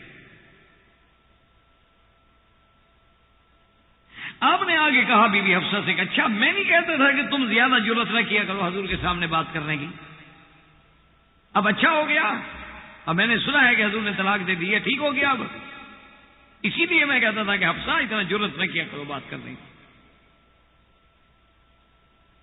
اچھا, ایک روایت میں یہ بھی آتا ہے کہ آگے بھی بی بی حفصہ تھی نا, تو عمر کی بیٹی تھی, اس نے کہا ابا جان بات یہ ہے کہ میرا اور میرے شوہر کا معاملہ ہے, آپ کیوں خفا ہو رہے ہیں.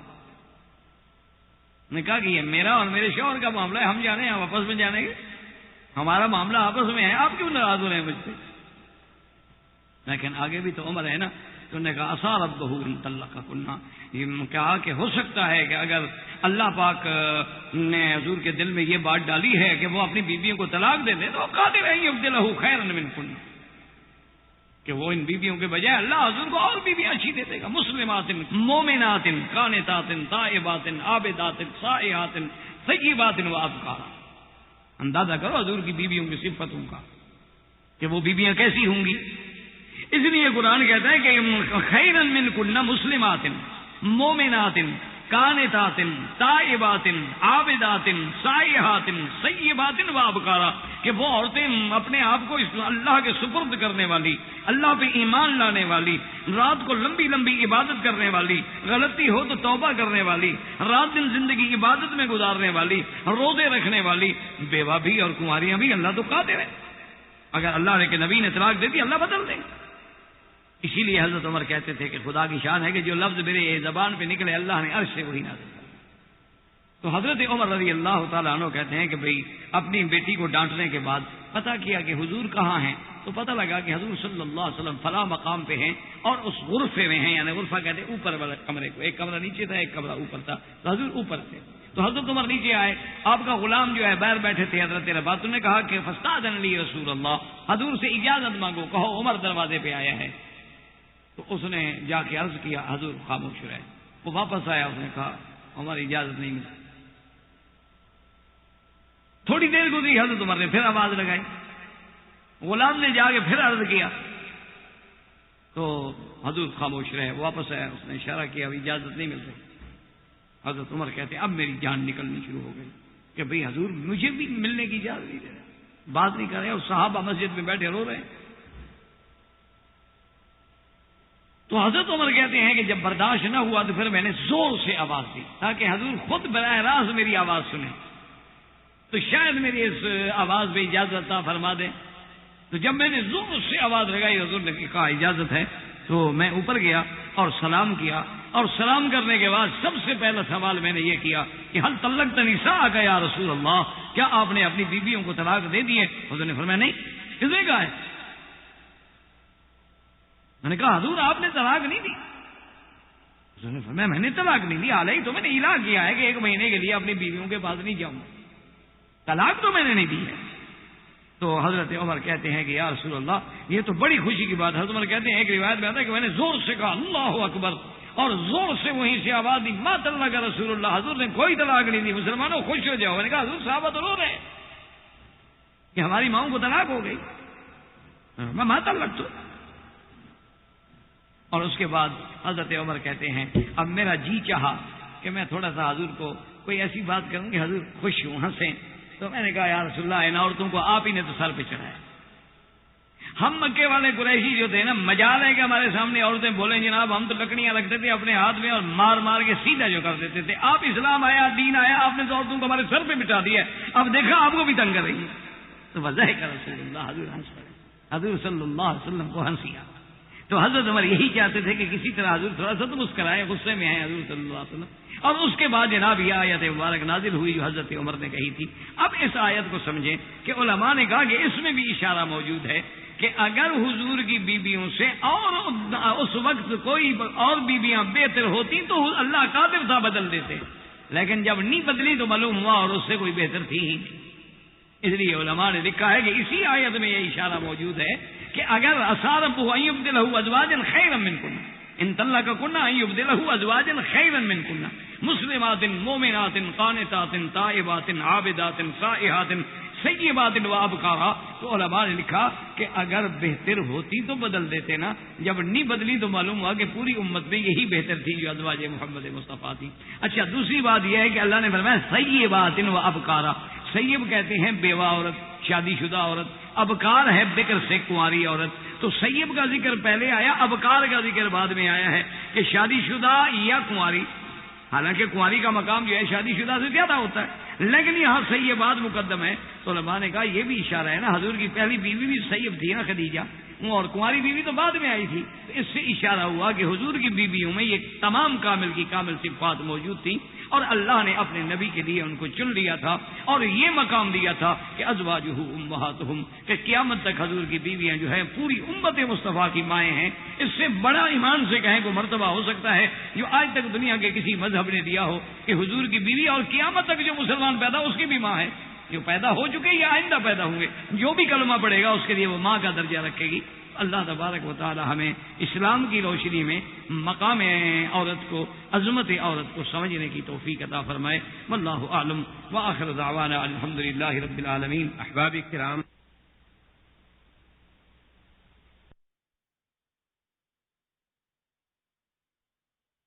قسم کھا لی کہ 1 مہینے تک میں اپنی بیویوں کے پاس نہیں جاؤں.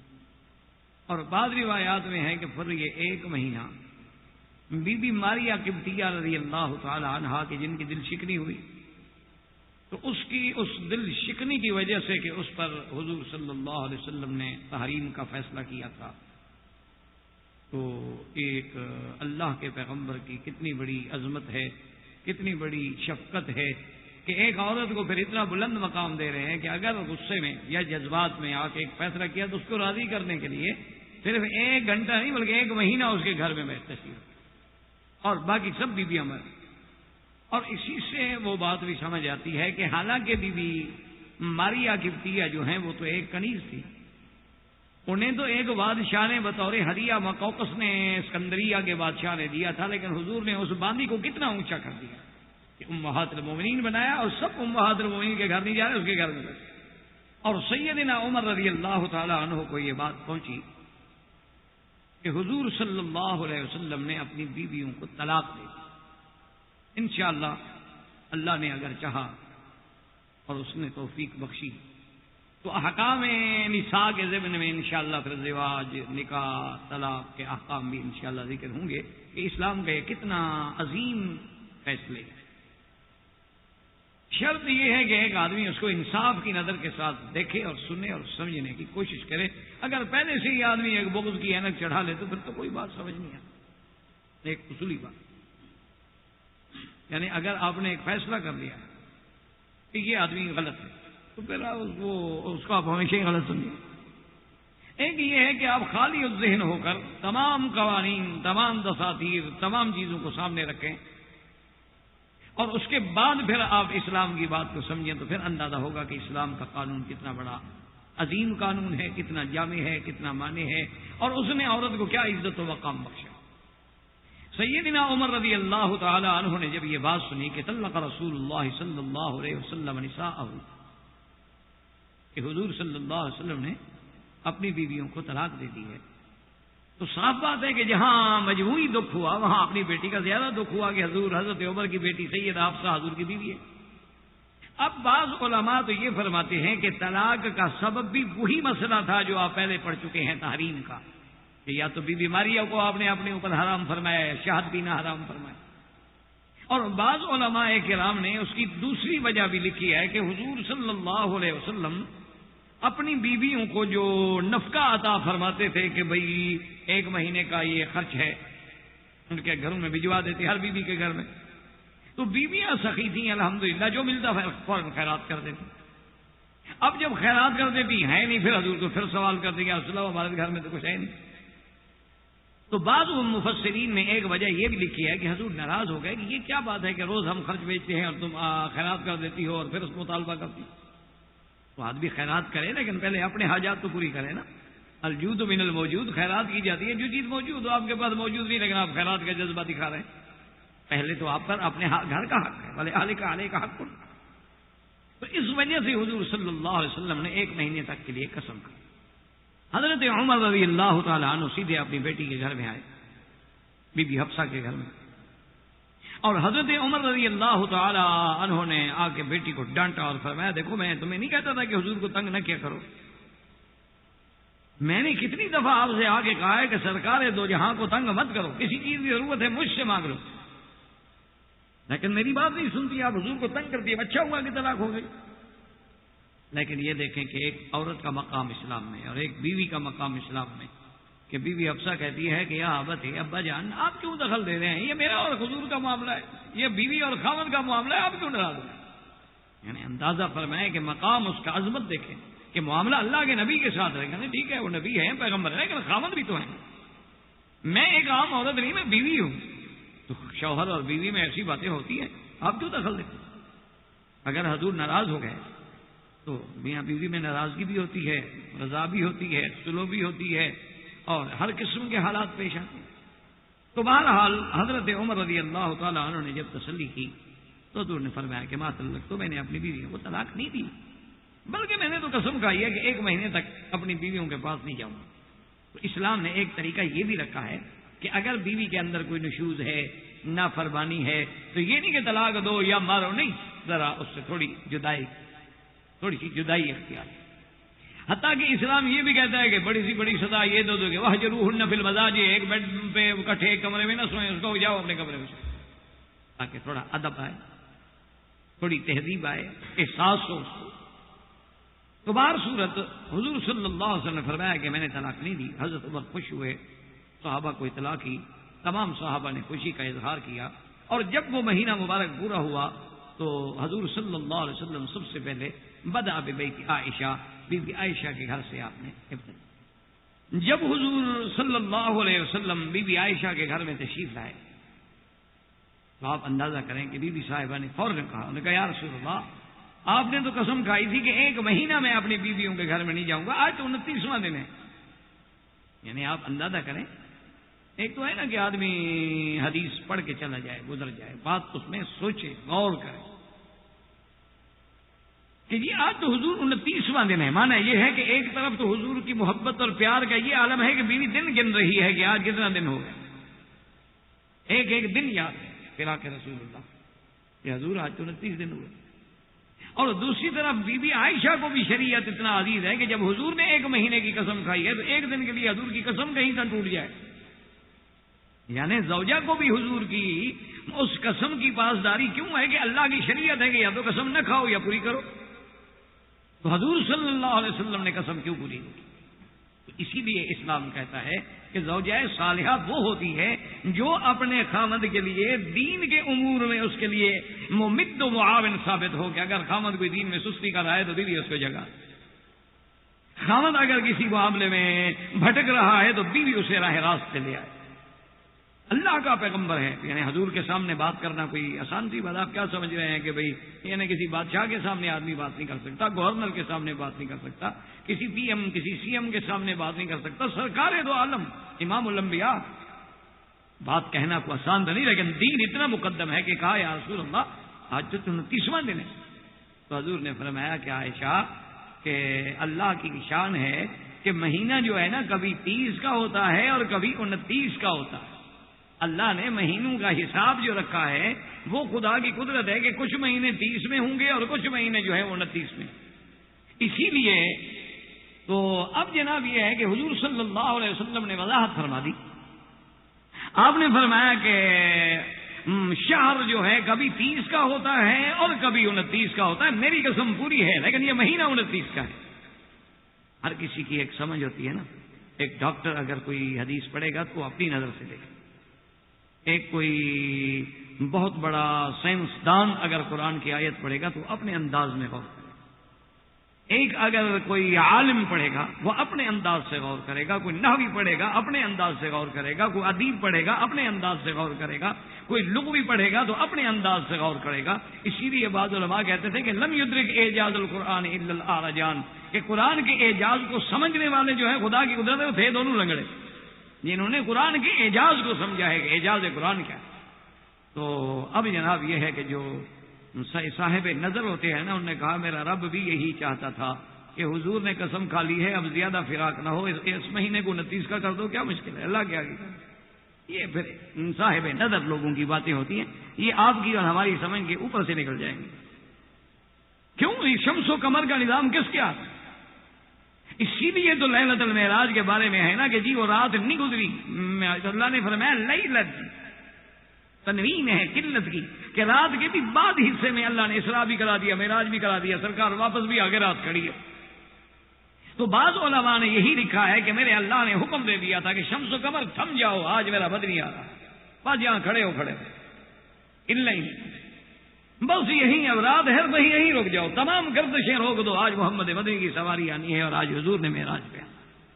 تو یہ باتیں جو ہے نا میرا عزیز یہ وہ سمجھ سکتے ہیں. اسی لیے کسی نے کہا تھا نا کہ بے عشق محمد جو محدث ہیں جہاں میں آتا ہے بخار ان کو بخاری نہیں ہے. عشق نبی ہو تو بات سمجھ. اسی لیے حضرت شاہ جی رحمۃ اللہ علیہ ایک دفعہ ڈیرہ غازی خان کے علاقے میں تقریر فرما رہے تھے، تو وہاں بلوچوں کا علاقہ ہے اور وہ اکثر بیچارے جاہل ہوتے ہیں، لیکن داڑیاں سب کی بڑی ہوتی ہیں، پگڑیاں ماشاءاللہ بڑی ہوتی ہیں. شاہ جی نے سمجھا کہ سارے علماء بیٹھے ہیں، آگے سارے میری طرح جاہل تھے، میری برادری تھی. تو شاہ جی رحمۃ اللہ علیہ معراج میں تقریر کریں اور وہ بیٹھے ہیں بیچارے چپ کر کے، ان کی سمجھ ہی نہیں آ رہا تو کریں کیا. تو شاہ جی رحمت اللہ علیہ فرماتے ہیں کہ میں حیران ہو گیا کہ یار اتنے بڑے بڑے علماء بیٹھے ہوئے، چونکہ آج بھی یہی حال مصیبت ہے نا، داڑھی رکھ لو مولوی ہو گیا، چاہے اس بیچارے کو غسل کے فرائض بھی نہ آتے ہیں۔ تو شاہ جی رحمت اللہ علیہ نے پھر کہتے ہیں کہ میں نے پوچھا کہ کچھ سمجھ آ رہا ہے، تو انہوں نے کہا کہ نہیں کچھ بھی سمجھ نہیں۔ تو پھر شاہ جی رحمت اللہ علیہ اپنی سطح سے اترے، تو انہوں نے پھر وہ اردو چھوڑ دی، پھر انہوں نے سرائکی میں ٹوٹی پھوٹی ملا ملو کے وہ گزارے والی بات کی اور عام سطح کی بات کی جو بیچارے سمجھ سکے۔ اسی لیے شاہ جی رحمت اللہ علیہ فرماتے ہیں کہ ایک دفعہ ٹھیٹھ پنجاب کے علاقے میں معراج بیان کر رہا تھا اور ان کی دماغ میں بات نہیں آ رہی تھی، میں یہی سمجھا رہا تھا کہ اللہ پاک نے اس گردش کو روک دیا، سورج رک گیا، تارے رک گئے، ثوابت رک گئے، سیارات رک گئے، پورے نظام کو جام کر دیا گیا نا کہ آج محمد مدینہ صلی اللہ علیہ وسلم، تو ان کو سمجھ نہیں آ رہا۔ تو شاہ جی فرماتے ہیں کہ پھر میں نے پنجابی زبان میں کہا کہ بھئی آپ کے ہاں پنجابی کے شاعر نے کہا ہے نا کہ لونگ دا پیا لشکارا تے حالیاں نے حل ڈک لے، انہوں نے کہا واہ شاہ جی اب سمجھ آئی بات۔ انہوں نے کہا نا ایک محبوبہ عورت گزری نا تو اس کے لونگ کا لشکار جو پڑا نا تو ہل چلانے والے ٹھہر گئے دیکھنے کے لیے، تو انہوں نے کہا کہ وہ لونگ کا پڑا لشکارا اور حالیوں نے حل ڈک لے، کہ محمد مدنی کے جمال کا نظارہ جو ہے وہ سب چیزیں رک گئی یہاں جا۔ انہوں نے کہا اب سمجھ آیا محمد مدنی کا معراج۔ تو اس لیے بعض حدیثیں سمجھنے کے لیے ضرورت ہوتی ہے کہ عشق رسول ہو، دلوں کے اندر محبت ہو، دلوں کے اندر وہ ادب ہو، اور کسی استاد سے بیٹھ کے وہ سمجھا جائے۔ اس لیے بعض علماء کہتے ہیں کہ اللہ کا منشا بھی یہی ہوگا کہ چلو اس مہینے کو 29 کا ہی کر دو، حضور کو زیادہ فراق نہ ہو اور بیویوں کو بھی زیادہ فراق نہ ہو۔ وما ذلک علی اللہ بعزیز۔ اب حضور صلی اللہ علیہ وسلم نے فرمایا کہ عائشہ ایک مسئلے میں نے تم سے فیصلہ لینا ہے، اور یہ میرا حکم نہیں، اللہ نے آیت تخیر نازل کی ہے قرآن میں، اور میں تمہیں یہ مشورہ دیتا ہوں کہ جواب دینے میں جلدی نہ کرنا، فاستشیری ابواکی، تم جا کے اپنے ماں باپ سے مشورہ کر کے پھر مجھے جواب، کیونکہ سر یہ حضور کی محبت کا علامت۔ حضور چاہتے تھے کہ عائشہ جوان ہے، عمر کم ہے، جذبات میں آ کے کچھ کہہ بیٹھے، تو یہ تو پھر اللہ کا فیصلہ ہے، اس کے بعد تو ہمیشہ کے لیے بیوی عائشہ ختم، پھر تو میری بیوی رہ نہیں سکتی۔ تو اس لیے حضور صلی اللہ علیہ وسلم نہیں چاہتے کہ عائشہ میرے گھر سے جائے۔ حضور نے فرمایا عائشہ فاستشیری ابواک، پہلے اپنے والدین سے مشورہ کرنا اور اس کے بعد مجھے جواب دینا۔ تو کہا حضور آپ فرمائیں تو صحیح نا، میں پہلے سنوں تو صحیح نا آپ کیا چاہتے ہیں۔ تو یہ آیات مبارک نازل ہوئی کہ یا ایھا النبی قل لازواجک ان کنتن تردن الحیاۃ الدنیا وزینتها فتعالین امتعکن واسرحکن سراحا جمیلا وَإِن كُنتُنَّ تُرِدْنَ اللَّهَ وَرَسُولَهُ وَالدَّارَ الْآخِرَةَ فَإِنَّ اللَّهَ أَعَدَّ لِلْمُحْسَنَاتِ مِنكُنَّ أَجْرًا عَظِيمًا۔ اللہ تبارک و تعالیٰ نے قرآن نازل کر دیا کہ میرے مدنی صلی اللہ علیہ وسلم آپ اپنی بیویوں سے فرما دیں ان کنتن تردن الحیات الدنیا، اگر تم لوگوں کو صرف دنیا کی زندگانی، دنیا کی زینت، دنیا کا عیش و آرام، دنیا کی راحت طلبی مقصود ہے تو پھر آؤ مجھ سے طلاق لے لو، کیونکہ اللہ کے نبی کو تو فخر ہے، حضور کا تو فرمایا الفقر و فقری، میرا تو فقر جو ہے میرا فخر ہے، مجھے تو دنیا سے رغبت ہے ہی نہیں۔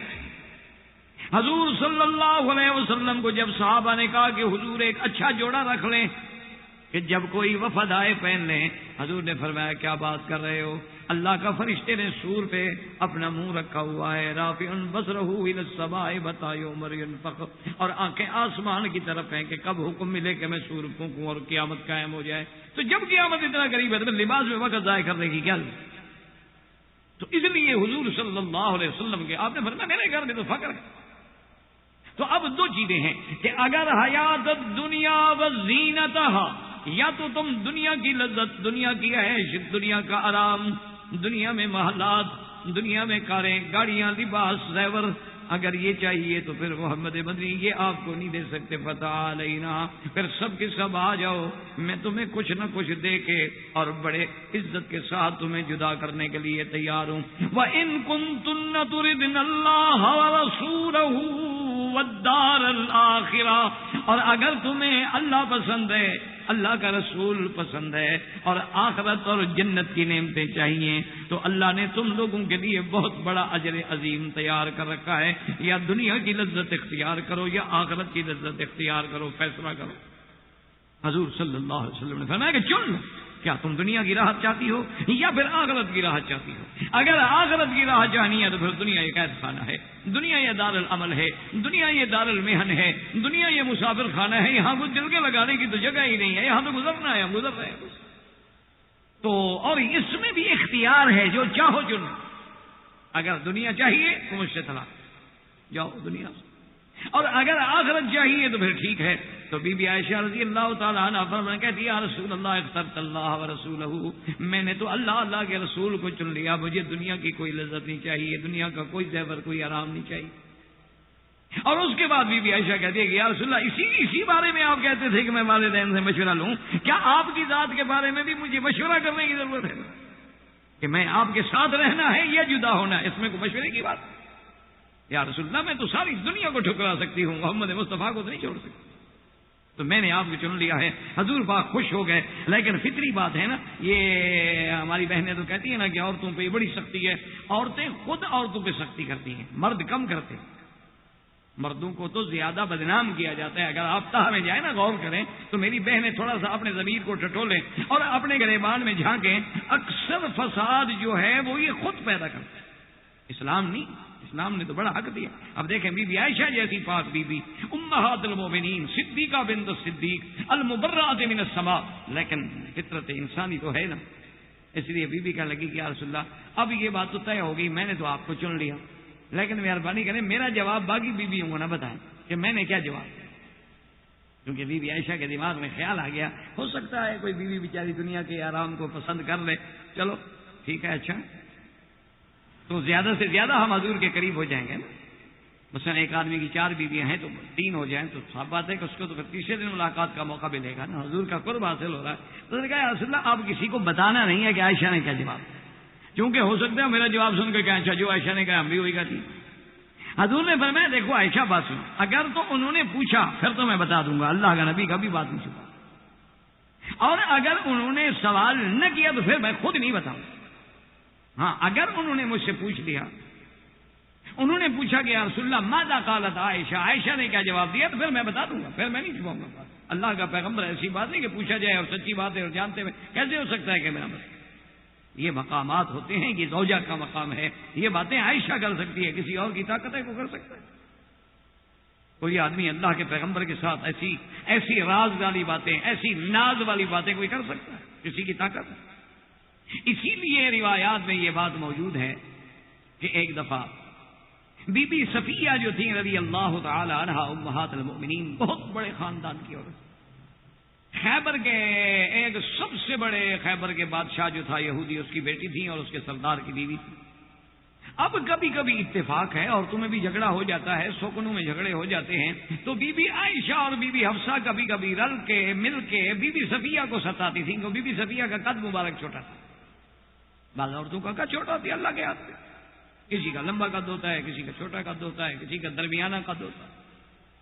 تو بہرحال تو بی بی عائشہ رضی اللہ تعالی عنہ کبھی کبھی غصے میں آ کے بی بی صفیہ کو جلانے کے لیے اور بی بی حفصہ سے مل کے کبھی تو اس کو کہتی کہ کیا ہے تم ناز کرتی ہو، حضور نے بیوی بنا لیا بس ٹھیک ہے، امہات المومنین کے مرتبے پہ پہنچ گئی، ورنہ کیا ہے یہودی کی بیٹی ہو، تو بات تو تمہارا یہودی تھا نا۔ اور دوسرا اس کو کہتی کیا تم ہمارے ساتھ مقابلہ کر سکتے، قد بھی دیکھا ہے اپنا کتنا قد ہے تمہارا، یہ نیچر ہے۔ اسی لیے میں نے کہا فطری باتیں ہوتی ہیں، یہ حالات ہیں، تقاضے ہیں، اور عورتوں میں ایسی باتیں ہوتی ہیں۔ سرکار دو عالم اب دیکھیں اسلام میں اور نبی کی نظر میں عورت کے مقام کو ذرا دیکھیں، غور کریں۔ حضور آئے تو بی بی صفیہ بیٹھی رو رہی، انہوں نے فرمایا لماذا تبکی، کیوں رو رہی؟ انہوں نے کہا یا رسول اللہ بی be Aisha be be Hafsa کبھی کہتی ہیں یہودی کی بیٹی ہو، کبھی ہاتھ سے اشارے کرتی ہیں کہ قد تمہارا چھوٹا ہے، کبھی زبان سے بھی کہہ دیتی ہیں کہ تم چھوٹے قد کی ہو، تو آخر میں کب تک برداشت؟ اور پھر ان کی پشت ہے، وہ ابو بکر کی بیٹی ہے، وہ عمر کی بیٹی ہے، وہ قریش سے ہے، یا رسول اللہ میں ان کا کیسے مقابلہ کروں، اب رونے کے علاوہ میرے پاس کیا حال؟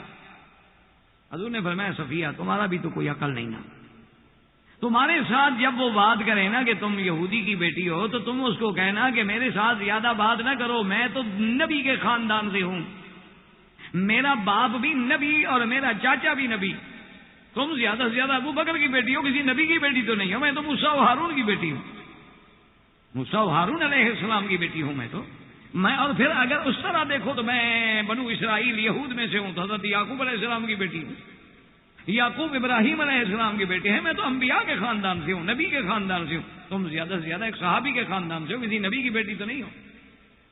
تو اگر وہ تم پر اعتراض کریں تو پھر یہ کہہ دیں اچھا خدا کی شان ہے، چند دن گزرے تو بی بی عائشہ نے اور بی بی حفصہ نے حسب عادت پھر وہی بات کی، تو اس نے فوراً جواب دیا، اس نے کہا میرے ساتھ تم کیسے مقابلہ کر سکتی ہو، میں تو بنت نبیین، میں تو 2 نبیوں کی بیٹی ہوں۔ جب اس نے بات کی جناب تو اب ان کے پاس تو جواب ہی کوئی نہیں، نبی کا مقابلہ کون کرے، تو اب بی بی عائشہ حفصہ خاموش ہو کے بیٹھ گئیں، اور اتفاق سے سرکار دو جہاں آئے تو دیکھا اب بی بی عائشہ رو رہی۔ حضور نے فرمایا کہ عائشہ کیوں رو رہی ہو؟ کہا یا رسول اللہ، اللہ نے آپ کو نبی بنا کے بھیجا ہے یا عورتوں کو جواب سکھانے کے لیے بھی بھیجا ہے؟ یہ صفیہ تھوڑا جواب دے سکتی، یہ جواب آپ نے اس کو سکھایا ہے کہ ہماری زبان ہی بند کر دی۔ انہوں نے کہا تم کیوں ستاتی ہو؟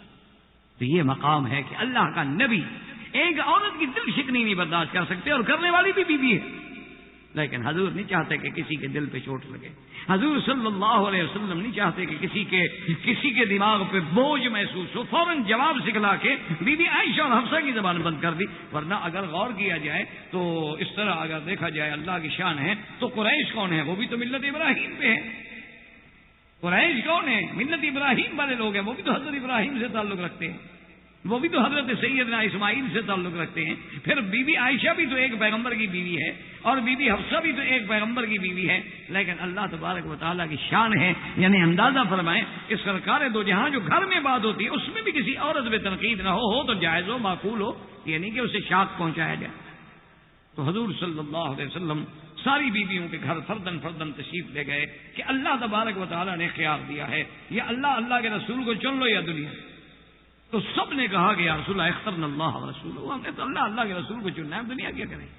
تو اللہ کے تبارک و تعالیٰ کی رحمت سے ایک تو حضور کی قسم پوری ہو گئی، اور پھر ایرا میں اب یہ بھی آ گیا کہ کتنا ان کا بلند مقام ہے کہ دنیا کی لذت و آرام کو جیسے حضور نے پسند نہیں کیا اسی طرح پھر بیویوں نے بھی پسند کیا۔ تو اسی زمن میں جیسے کہ اللہ نے اسی صورت میں فرمایا ہے کہ یا نساء النبی لستن کأحد من النساء، اللہ تبارک و تعالیٰ فرماتے ہیں کہ اے میرے نبی کی بیویو، تم کوئی عام عورتوں کی طرح نہیں ہو، تمہارا تو مقام ہی الگ ہے، تمہاری تو عظمت ہی الگ ہے، تمہاری تو شان ہی الگ ہے۔ اسی لیے دیکھیں کہ اللہ تبارک و تعالیٰ نے کیا شان عطا فرمائی ہے، اور پھر حضور کی بیویوں، اس لیے علماء نے لکھا ہے کہ جہاں اللہ نے حضرت لوط علیہ السلام کی بیوی کا ذکر کیا فرمایا امرأۃ لوط، جہاں نوح علیہ السلام کی بیوی کا ذکر کیا فرمایا امرأۃ نوح، اور جہاں بی بی آسیہ کا ذکر آیا تو فرمایا امرأۃ فرعون، اور جہاں بی بی مریم کی اماں کا ذکر آیا تو فرمایا اذ قالت امرأۃ عمران، اور جب بی بی یوسف حضرت یوسف کے بارے میں قصہ آیا تو فرمایا امرأۃ العزیز۔ لیکن اس بات کو سمجھیں اور غور کریں کہ امرأۃ العزیز کیا چیز؟ امرأۃ العزیز لفظ امرأ پہ غور کریں، امرأ بھی عورت کو کہتے ہیں، نساء بھی عورت کو کہتے ہیں، زوجہ بھی عورت کو کہتے ہیں، لیکن علماء نے لکھا ہے کہ اللہ کے پیغمبر کے لیے حضور کی بیویوں کو اللہ نے وہ عظمت دی، وہ شان دی، وہ مقام دیا کہ حضور کی کسی بیوی کو قرآن نے امرأہ کے لفظ سے نہیں یاد کیا۔ اس کو یوں سمجھے، مثلا آج آپ دیکھیں ایک آدمی کی مثال کے طور پہ 2 بیویاں ہوں، اور پہلی بیوی سے بیٹا ہو، اور اس سے آپ پوچھیں کہ بیٹا یہ کون ہے تو کہے گا امرأۃ ابی، یہ میرے باپ کی عورت ہے۔ بات کو سمجھیں، یعنی اگر ایک آدمی سنے کہ اس بیچارے کی پہلی بیوی فوت ہو گئی، دوسری شادی کر لی، اولاد پہلی بیوی سے، اب اس نے دوسری شادی کر لی ہے تو چاہے دوسری بیوی اس کو کتنا عزت دے، احترام دے، لیکن جب اس بچے سے آگے کوئی پوچھے گا کہ بیٹا یہ بیوی کون ہے، وہ کہے گا امرأۃ تو ابھی میرے باپ کی بیوی ہے، وہ کبھی یہ نہیں کہے گا۔ اور اگر اس کی ماں کے بارے میں کوئی پوچھے تو وہ یہ نہیں کہے گا امرأۃ، وہ کہے گا امی، میری ماں ہے۔ حالانکہ امی کہنے سے وہ عورت عورت ہی رہے گی، لیکن وہاں وہ ماں کے لفظ سے پکارے گا، ہاذہ امی، یہ تو میری ماں ہے. اور دوسری جو ہے حالانکہ وہ اس کے باپ کی بیوی بن چکی ہے، لیکن کہے گا نہیں امرأۃ ابی، یہ میرے باپ کی عورت ہے. تو اس لیے لفظ عورت میں، امرأہ میں اور زوج میں جو فرق ہے اس میں اللہ تبارک و تعالیٰ سمجھنے کی توفیق دے کہ زوج کا معنی ہوتا ہے جو دو جوڑے، جیسے مثلا آپ دیکھتے ہیں نا، یہ ایک آپ جوتی لیں تو جوڑا ہے وہ برابر ہے، تو لفظ زوج جو ہے وہ برابری کا معنی دے رہا ہے، وہ لفظ امرأہ میں نہیں ملتا. تو اللہ نے حضور کی بیویوں کو یہ شرف دیا کہ لفظ ازواج کے ساتھ یاد کیا، یا ایھا النبی قل لازواجک وبناتک ونساء المؤمنین یا ایھا النبی قل لازواجک ان کنتن تردن الحیاۃ الدنیا وزینتہا یا ایھا النبی قل لازواجک. اور جیسے پہلے آپ نے اس آیت مبارک میں پڑھا تھا کہ یا ایھا النبی لم تحرم ما احل اللہ لک تبتغی مرضات ازواجک. زوج یعنی اللہ نے حضور کی بیویوں کو اتنا اونچا کیا کہ حضور کی شان کے برابر لے آئے، زوج حضور کے برابر. تو یہ شرف بھی حضور صلی اللہ علیہ وسلم کی بیوی. تو اسی لیے جہاں ہم نے الحمدللہ ان خواتین کا اختصار کے ساتھ ذکر پڑا ہے جن کا ذکر اللہ کے قرآن میں ہے، تو اسی ضمن میں اب ہم ان خواتین مبارک کا بھی اختصار کے ساتھ اپنے ان دروس کے اندر ذکر کریں تاکہ میری بیٹی کے لیے، میری بہن کے لیے ایک اسلام کا سچا نمونہ آ گیا. سب سے پہلے تو آپ قرآن کے اسلوب بیان پہ غور کریں کہ آخر قرآن مقدس نے یہ سارا ابواب جو ہے، سارا رکوع مبارک جو ہے، سارا خطاب حضور کی بیویوں کو، یا نساء النبی من یأت منکن بفاحشہ ومن یقنط منکن للہ ورسولہ وتعمل صالحا یا نساء النبی لستن کأحد من النساء وقرن فی بیوتکن واذکرن ما یتلی فی. سارا خطاب جو ہے نا حضور کی بیویوں کو آ رہا ہے. وجہ کیا ہے؟ اسی لیے تو بہت سارے ہمارے جدید ماڈرن مولوی جو ہے نا وہ بیچارے مغالطے میں پڑ گئے کہ انہوں نے کہا یہ پردے شردے کا حکم تو حضور کی بیویوں کے لیے، ہمارے لیے تو ہے ہی نہیں. انہوں نے کہا یہ جتنے احکام آئے ہیں پردے کے، جتنے آج کل ہمارے ماڈرن اور جدید مجتہدین ہیں نا، اللہ ہدایت دے ہمیں بھی انہیں بھی، تو وہ اسی بیچارے مغالطے میں پڑ گئے اور اصل بات کو سمجھ ہی نہیں سکے. انہوں نے کہا کہ جناب یہ تو سارا اسلوب بیان اور سارا خطاب اور سارے فرامین جو ہیں حضور کی بیویوں کے لیے جاری ہوئے ہیں. لیکن ان مجتہدین کے پتہ نہیں دماغ میں کوئی پردہ ڈھیلا ہوتا ہے، حالانکہ اتنا بھی نہ سمجھ سکے کہ یعنی حضور کی بیویوں کو پردہ کرنے کی ضرورت تھی، یعنی ان کو تو خطرہ تھا، ہماری بیٹیوں کو خطرہ نہیں. کم از کم اتنا ہی سمجھ لیتے تو کچھ تو عقل آ جاتا. یعنی نبی کی بیوی کو خطرہ تھا، ہماری بیٹیوں کو خطرہ نہیں، کیونکہ ہماری بیٹیاں تو ماشاءاللہ بڑے پاکیزہ ماحول میں پروان چڑھ رہی ہیں.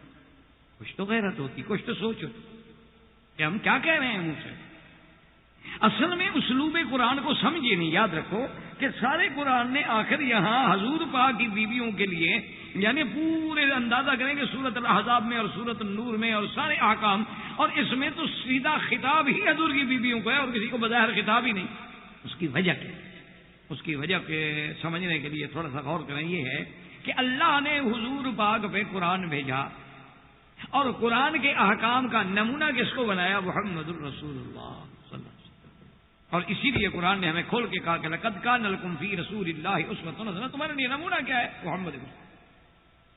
اب ہمارے لیے حضور نمونہ ہے، نماز میں نمونہ، عبادات میں نمونہ، اعتقادیات میں نمونہ، عمل میں نمونہ، اقوال میں نمونہ، افعال میں نمونہ، غزوات میں نمونہ، جہاد میں نمونہ، اسفار میں نمونہ، حضر میں نمونہ، ہر عمل میرے مدنی کا قیامت تک کے لیے نمونہ. اس بات کو ذرا تھوڑی سی توجہ کریں گے انشاءاللہ تو بات سمجھ آ جائے گی. اور اگر توجہ ہی اس طرف نہ ہو تو پھر تو بات سمجھ آ نہیں سکتی. وہ ایک طالب علم تھے نا جی، تو وہ پڑھ رہے تھے تو استاد متواتر، چونکہ استاد کو عادت ہوتی ہے نا طلباء کو پڑھانے کی، تو اللہ کی رحمت ہے تو ہم آگے پیچھے ادھر ادھر آخر تک وہ دیکھ لیتے ہیں کہ کیا ہو رہا ہے. عادت ہوتی ہے نا، کیونکہ آدمی کلاس میں جو بیٹھتا ہے کلاس کو دیکھتا ہے، ادھر کلاس کو دیکھنے کی عادت ہو جاتی. اچھا وہ طالب سمجھتا ہے استاد مجھے نہیں دیکھ رہا، لیکن استاد دیکھ رہا ہو، یہ الگ بات ہے کہ وہ محبت سے چپ ہو جائے. حضرت نور الحسن شاہ بخاری رحمۃ اللہ علیہ ایک دفعہ تقریر فرما رہے تھے، مجھے یاد ہے، یہ جیسے میز ہے نا، حضرت ایسے کرسی پہ بیٹھے تھے تو ایک آدمی بالکل جو میز کے قریب بیٹھا تھا نا وہ بیچارہ سو رہا ہے. اچھا وہ بالکل میز کے چھپا ہوا تھا، میز کے نیچے. حضرت یوں بیٹھے ہوئے نا، وہ تو بالکل میز کے نیچے، حضرت کے سامنے ہی نہیں. تو ایک دو دفعہ خیر وہ درود شریف کہہ کے حضرت نے جگانے کی بھائی دروشی پڑھیں تو جگانے کی کوشش کی، ایک آدھا دفعہ ڈرے تکبیر ہو گیا، جگانے کی کوشش ہوئی، لیکن وہ بھی اللہ کی رحمت سے کوئی ٹھیک تھا ماشاءاللہ، وہ اسی طرح سوتا رہا۔ تو آخر حضرت کو کہنا پڑا کہ سامنے بیٹھ کے دل کو چرائے کوئی، ایسی چوری کی قبر خاک لگائے کوئی۔ تو اب سمجھیے دائیں بائیں والے، پھر تو خیر انہوں نے اس کی نیند کھل گئی اچھی طرح سے۔ تو بہرحال کہنے کا مقصد میرا یہ تھا کہ بات کو ذرا سمجھیں کہ وہ ایک طالب کو استاد پڑھا رہے تھے اور وہ طالب جناب بڑے غور سے بیٹھا ہوا ہے، ایک دفعہ استاد نے دیکھا، دوسرے دفعہ دیکھا، تیسرے دفعہ دیکھا، چوتھے دفعہ دیکھا، آخر اس نے کہا اللہ کے بندے اتنا مشکل سبق ہے، تم کیا سوچ رہے ہو؟ اس نے کہا بس میں یہ سوچ رہا تھا کہ اللہ میاں نے دو آنکھیں نہیں، اگر تیسری دیتے تو وہ کہاں لگتی؟ انہوں نے کہا جی میں یہ سوچا، آپ استاد ہیں، آپ کے سامنے جھوٹ نہیں بولتا۔ تو انہوں نے کہا میں یہ فکر کر رہا تھا کہ دیکھو اللہ میاں نے ہمیں دی ہیں دو آنکھیں، چلو اگر تیسری بھی دے دیتے تو وہ کس جگہ فٹ کی جائے۔ تو استاد نے ایک اور طالب سے پوچھا کہ یار اس کا مسئلہ حل کرو، تم بتاؤ کہاں لگائے؟ اس نے کہا جی پیچھے لگا دیتے، پھر دو آگے تو ہیں۔ تو اس نے کہا جی یہ بڑا بیوقوف ہے، پیچھے لگانے کا کیا؟ یوں کہا کہ جب ہم دیکھ سکتے ہیں پیچھے آنکھ لگانے کی کیا ضرورت؟ یہ تو غلط بات۔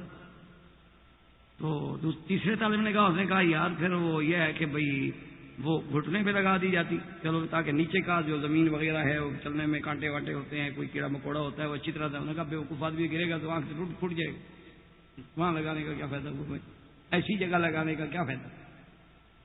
وہ تو آدمی گرتا رہتا ہے، جو گر گیا تو گھٹنے پہ ہوگی تو گئی وہ تو ختم۔ تو استاد نے کہا کہ بابا اس کا مسئلہ حل نہیں ہوگا، اس فلسفی سے خود پوچھو کہ بھئی تم نے آخر کیا سوچا ہے، کہاں ہونی چاہیے؟ نے کہا ہاں استاد دیکھیں نا اب آپ نے عقل کی بات کی ہے، یہ تو میرے جیسے جینیس آدمی کا کام ہے جو بتا سکتا ہے، ہر کسی کا کام تھوڑا ہے۔ اللہ میں آنکھ تیسری دیتے تو ہم یہاں لگاتے۔ انہوں نے کہا یہاں کیوں لگا دوں گا؟ گلے میں ڈال کے گلا دیکھ لی، کان دیکھنا ہو کان دیکھ لی، ناک دیکھنا ہو ناک کو چھوڑ کے دیکھ لیا۔ انہوں نے کہا یہ سارا مسئلہ جو ہے تم یہاں لگا دیتے۔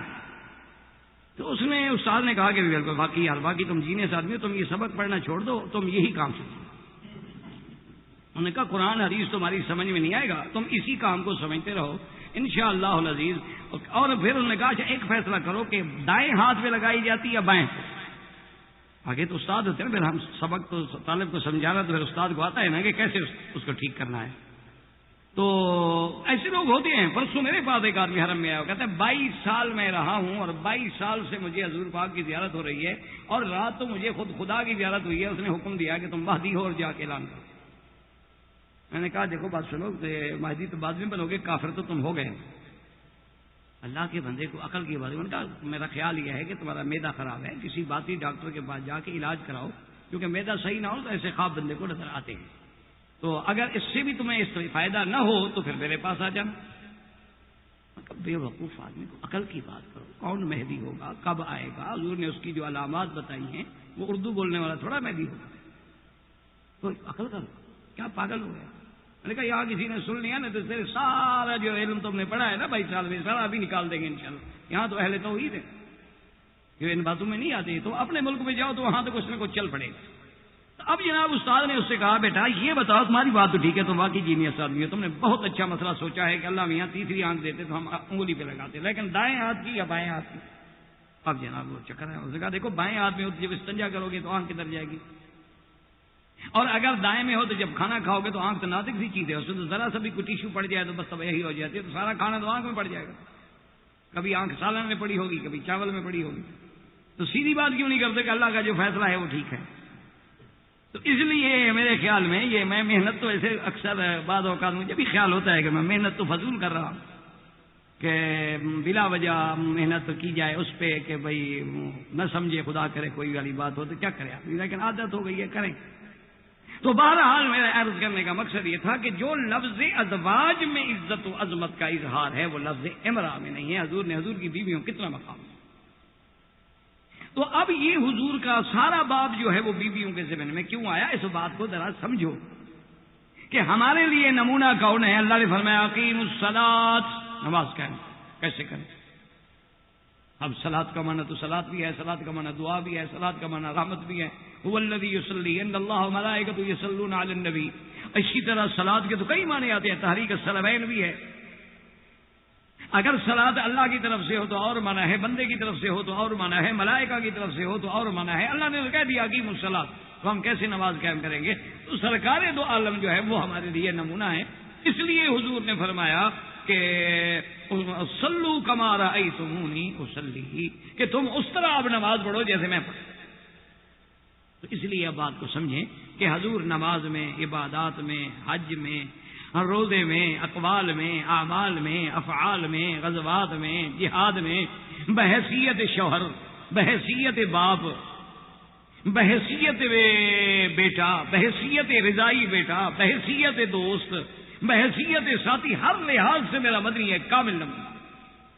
لیکن یاد رکھیں آخر اللہ کا پیغمبر عورت تو نہیں بن سکتا۔